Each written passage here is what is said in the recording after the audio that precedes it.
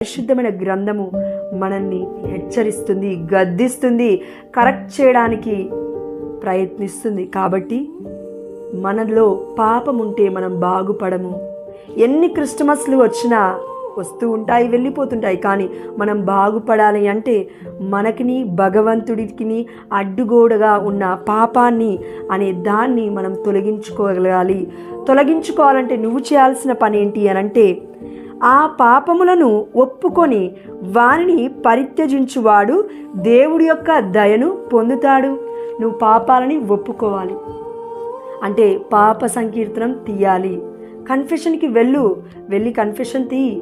నీకు దగ్గరగా చర్చెస్ ఉన్నాయి అంటే యేసుక్రీస్తుల వారే స్వయంగా పేతురు అనే రాతిపై కట్టబడిన సంఘము ఈ యొక్క కథోలిక శ్రీ సభ.